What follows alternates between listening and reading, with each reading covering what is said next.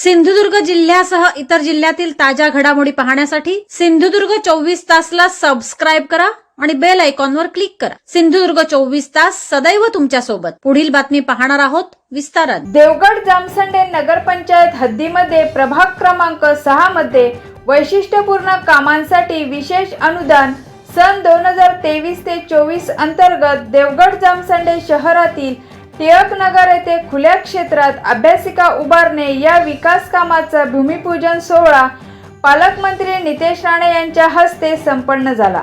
यावेळी राणे काय म्हणाले ते पाहूया। अजित पोपटे साहेब, देवगड जामसंडेच्या नगराध्यक्षा सौ प्रभू मॅडम, या वॉर्डाच्या नगरसेविका सौ चांदोसकर मॅडम, देवगड जामसंडेच्या मुख्याधिकारी सौ पाटील मॅडम, आमच्या भारतीय जनता पक्षाचे मंडळ अध्यक्ष सन्मान्य राजा भुजबळजी,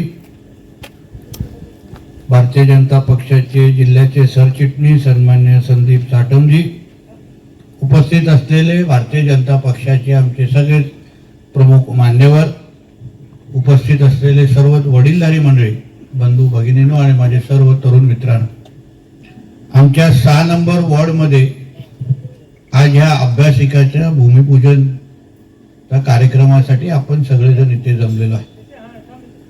अतिशय नाविन्यपूर्ण आणि विचारपूर्वक घेतलेला हा कार्यक्रम आहे आणि जसा आमच्या पाटील मॅडमने उल्लेख केला की आमच्या कोकणातल्या सिंधुदुर्गातल्या तरुण तरुणींना एक दर्जेदार अभ्यासिका MPSC UPSCच्या स्पर्धा परीक्षेसाठी उपलब्ध व्हावे, या स्तुत्य हेतूने आमच्या नगरसेविका चांदोसकर मॅडम, योगेश चांदोसकर आणि त्यांचे सगळेच सहकारी एकत्र येऊन हा प्रकल्प त्या निमित्ताने त्यांनी सुरू केलेला आहे। मला वाटतं की अशा पद्धतीचा प्रकल्प अभ्यासिका ही कोकणामध्ये होणं, सिंधुदुर्गामध्ये होणं हे अत्यंत गरजेचं आहे। पाटील मॅडम खरं म्हटलं तर इथे खरं म्हटलं की ह्या UPSC MPSCच्या स्पर्धा परीक्षेमध्ये आपल्या इकडचे तरुण तरुणी किती असतात ह्याचा कधीतरी विचार आपण सगळ्या जणांनी करायला पाहिजे। युनिक अकॅडमी नावाची एक मोठी MPSC UPSCच्या क्षेत्रामध्ये काम करणारी अकॅडमी आहे। त्यांच्या प्रमुखांबरोबर मी एकदा बसलेलो आणि तेव्हाच MPSCचे निकाल लागलेला, MPSC UPSCचा। तेव्हा मी त्यांना आवर्जून एक प्रश्न विचारला की आपण मला जरा यादी आवर्जून दाखवा आणि त्याच्यामध्ये आमची कोकणातली मुलं किती आहेत हे हा प्रश्न त्यांना विचार। तुम्हाला आश्चर्य वाटेल, एकही मुलगा त्या वर्षी कोकणातून MPSC UPSC मध्ये गेलेला नव्हता। ही जी काही कमी आहे भरून काढण्याच्या दृष्टिकोनातून ही अभ्यासिका निश्चित पद्धतीने महत्वाची असेल आणि प्रकल्प पण त्या दृष्टिकोनातून महत्वाचा आहे। आज आम्ही राज्य सरकारचे प्रतिनिधी म्हणून काम करतो, प्रशासनाबरोबर काम करतो, तेव्हा जेव्हा कुठलाही संबंधित अधिकारी, शासनाचा प्रतिनिधी त्या भागातून राहून त्या पदावर अगर काम करत असेल तर त्याला त्या मातीची थोडी जाण नसते आणि प्रश्नांची थोडी जास्त माहिती असते। पाटील मॅडम कोल्हापूरवरून येतात म्हणून त्यांना निश्चित पद्धतीने कोकणाचा चांगला अभ्यास आहे, पण कधी कधी विदर्भाचे अधिकारी असतात आणि ते आपल्या सिंधुदुर्गात येतात। विदर्भामध्ये ची भौगोलिक परिस्थिती, तिथे वातावरणामध्ये असलेले बदल, तिथे सामाजिक राजकीय एकंदरीत समीकरण वेगळी आणि आमच्या कोकणातली वेगळी, आणि म्हणून जो प्रशासन म्हणून चालवत असताना त्यांना कधी कधी त्रास होतो।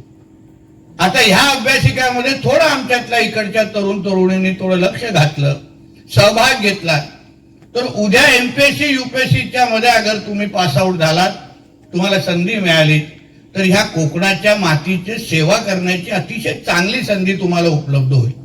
मग आमच्यासारखे राजकीय लोकप्रतिनिधी जेव्हा तुमच्या समोर कलेक्टर म्हणून तुम्ही आमच्या समोर बसाल, मुख्याधिकारी म्हणून बसाल, पंचायत समितीचे BDO म्हणून बसाल, तेव्हा तुमच्याशी बोलत असताना आम्हाला या गोष्टीची तरी चांगला जाणीव असेल की तुम्हाला सिंधुदुर्गाची आणि ह्या एकंदरीत पूर्ण परिस्थितीची चांगल्या पद्धतीने माहिती आहे आणि त्याच्यामुळे आपल्या सिंधुदुर्ग आणि कोकणाचा सर्वांगीण विकास आपण अजून गतिमान पद्धतीने साधू शकतो। कारण आम्ही नेहमी बोलतो की विदर्भ, पश्चिम महाराष्ट्र, उत्तर महाराष्ट्र आणि कोकण या महाराष्ट्राचे हे सगळे जे काही भाग आहेत प्रत्येकाचे प्रश्न वेगळे आहेत. विदर्भाचे आणि कोकणाची परिस्थिती वेगळी असल्यामुळे नेहमी आपल्या कोकणासाठी वेगळे निकष लागावे यासाठी आम्ही नेहमी कॅबिनेटमध्ये असो, विधिमंडळामध्ये असो, त्या शासकीय बैठकीमध्ये आम्ही बोलतो. आता हल्ली शिक्षकांचा एक प्रश्न आला संच मान्यतेचा. जेव्हा आम्ही मंत्रालयामध्ये काही अधिकारी शासकीय बैठकीमध्ये बसलो होतो, शिक्षण मंत्री होते, रत्नागिरीचे पालकमंत्री होते, मी होतो आणि काही आमदार होते, तेव्हा घेतलेला निर्णय त्यांनी उत्तर महाराष्ट्र आणि विदर्भाला नजरेसमोर घेतलेला. तिकडच्या शिक्षणाची परिस्थिती आणि कोकणाची शिक्षणाची परिस्थिती वेगळी आहे. इकडे आपल्याला शाळा थोडे लांब असतात, विद्यार्थ्यांची संख्या आणि या सगळ्या गोष्टीचा विचार करता मंत्रालयामध्ये बसलेले अधिकारी यांनी जोपर्यंत आपण कोकणाला वेगळा निकष लागला पाहिजे ह्या दृष्टिकोनातून विचार करत नाही तोपर्यंत आपल्या समोर हे निर्णय घेणं नेहमी अडचणीचं होईल. आणि म्हणून मला वाटतं की ह्या अभ्यासिकेच्या निमित्ताने तेव्हा ह्या इथले तरुण तरुणी आमच्या देवगडचे, देवगड जामसांडेचे ते निर्धार करतील की नाही, मी एमपीएससी युपीएससीच्या ह्या अभ्यासक्रमात ह्या अभ्यासिकेचा जास्तीत जास्त फायदा करून घेईल. आणि इथून जेव्हा मी एमपीएससी युपीएससी दिल्यानंतर शासनाचा प्रतिनिधी म्हणून मला काम करायची संधी भेटेल, मंत्रालयामध्ये जाऊन बसीन, कलेक्टर म्हणून जाऊन बसीन, तेव्हा मी तुम्हाला विश्वास देतो आपल्या कोकणाचा आणि सिंधुदुर्गाचा विकास हा कोणीही थांबू शकत नाही, एवढी ताकद या वास्तूमध्ये आहे. आणि म्हणून या अभ्यासिकेच्या निमित्ताने एक छोटीशी सूचना मॅडम मी नगरसेवक मॅडमला पण देईन आणि मुख्याधिकारी मॅडमला पण देईन, ज्याच्या माझं आणि आमच्या गुप्ते साहेबांचं ह्यावर एकमत आहे की आपण अभ्यासिका चांगली बांधाल. मी एलिव्हेशन बघितलं, असं सुसज्ज असं मुंबई पुण्यामध्ये जसं अभ्यासिका असतात तसं आपण निश्चित पद्धतीने बांधणार आहात. पण चालवण्याची जबाबदारी कुठल्या तरी संस्थेशी किंवा क्लासेसशी टायअप करून आपण घेतले पाहिजे. चांगल्यातले चांगले चाणक्य असो, युनिक अकॅडमी असो, चांगल्यातल्या चांगल्या मॅडम क्लासेस आहेत, त्यांच्याशी बोला, त्यांना विनंती करायला लागले तर मला संपर्कात आणा, मी त्यांना विनंती करतो. आता मी पोद्दार कसं कणकोलीमध्ये आणलंय, त्याला आणल्यानंतर आपण चांगलं दर्जेदार सीबीएसईचं शिक्षण आपल्याला भेटत आहे. तसंच जामसांडेमध्ये असलेली ही आपली अभ्यासिका, तिला खऱ्या अर्थाने तुम्हाला दर्जेदार किंवा चांगली चालवायची असेल तर कोणाशी तरी टायअप करून आपल्याला ही अभ्यासिका चालवणं हेच मला असतं व्यावहारिक आणि त्याला गोष्टीला प्रॅक्टिकल असेल हे आवर्जून ह्या निमित्ताने मी उल्लेख करीन. नाहीतर आपण इमारत चांगली बांधली, चांगल्या सुविधा दिल्या, पण मुलांना त्याच्यात दर्जेदारच शिक्षण आपण देऊ शकलो नाही तर मग त्या इमारतीचा उपयोगच नाही. मग त्या इमारती बंद पडतात, ताळं मारायला लागतं, धूळ खात असतात आणि मग आमच्यावर टीकाच होते की बाबा हे चालू केल्यावर बंदच करतात. पत्रकार मित्रांच्या आमच्यावर तसं विशेष लक्ष आहे.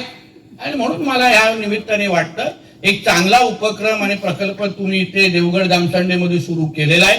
देवगड आणि सिंधुदुर्गच्या भविष्याच्या दृष्टिकोनातून हा प्रकल्प या जिल्ह्याच्या आणि तालुक्याच्या भविष्यामध्ये केलेली ही गुंतवणूकच आहे असं मी ह्या कार्यक्रमाकडे पाहिन. आणि म्हणून या निमित्ताने आपल्या सगळ्यांना विनंती करीन, तुम्ही एआय करा, त्याच्यामध्ये पाहिजे तर लॅब तयार करा. एआय टेक्नॉलॉजी हेच भविष्य आहे. पुढची 25 वर्ष एआयच्या क्षेत्रामध्ये नोकऱ्या उपलब्ध होणार आहे. एआय क्षेत्रामध्येच सर्वात जास्त गती असणार आहे. आणि आपला सिंधुदुर्ग जिल्हा महाराष्ट्रातला एआय वापरणारा सर्वात पहिला जिल्हा म्हणून ओळखला गेलेला आहे. आणि त्याच्यामध्ये हातभार लावण्याचं काम आपल्या ही अभ्यासिका निश्चित पद्धतीने करेल हा विश्वास या निमित्ताने मी व्यक्त करतो. आपण सगळे या इकडच्या भागाचे नागरिक, मतदार आणि इकडचे आमचे सगळे भारतीय जनता पक्षाचे सहकारी, शिवसेनेचे सहकारी मोठ्या प्रमाणामध्ये उपस्थित आहे. मी परत एकदा एक चांगला प्रकल्प आणण्यासाठी आमच्या चांदोसकर मॅडम, त्यांचे सर्व सहकारी, त्यांना मनापासून अभिनंदन करतो. मुख्याधिकारी मॅडमला सांगेन भूमिपूजन झाल्यानंतर वेळेत हा प्रकल्प पूर्ण झाला पाहिजे, दर्जेदार असला पाहिजे, यावर आपण सगळ्यांनी लक्ष घालावं एवढंही या निमित्ताने मी सांगेन. इथेच थांबेन. जय हिंद, जय महाराष्ट्र. सिंधुदुर्ग जिल्ह्यासह इतर जिल्ह्यातील ताज्या घडामोडी पाहण्यासाठी सिंधुदुर्ग 24 तासला सबस्क्राईब करा आणि बेल आयकॉनवर क्लिक करा. सिंधुदुर्ग 24 तास सदैव तुमच्या सोबत.